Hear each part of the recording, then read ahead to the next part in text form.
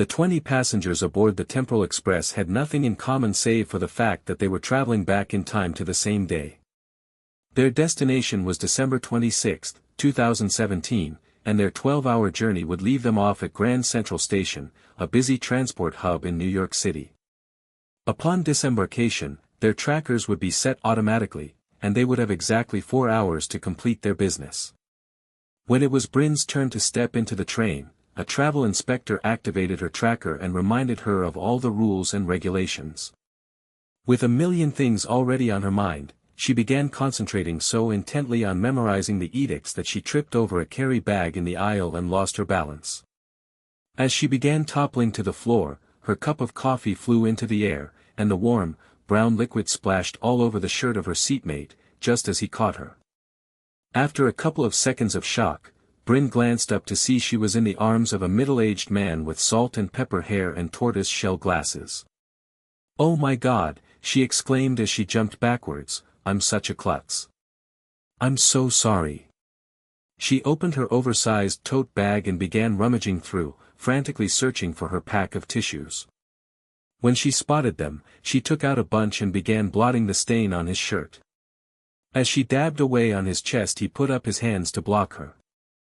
"Excuse me," he said as he took the damp tissues out of her hand, "but I usually wait until the second date to have a woman touch me like that." He laughed at his own joke and smiled warmly. "Now that we know each other so intimately, my name's Michael, but everyone calls me Mike."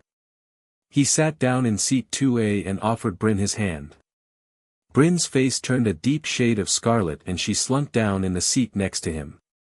She shook his outstretched hand and said shyly, "My name's Bryn, but my mother always called me Bumbling Bryn, so you might as well too." She sighed loudly, "I'm such an idiot. Can I buy you a new shirt?" Mike squirmed in his seat, uncomfortable with this stranger's self-deprecating manner. His ex-wife used to abuse him verbally, and now any kind of abuse, even self-abuse, made him cringe.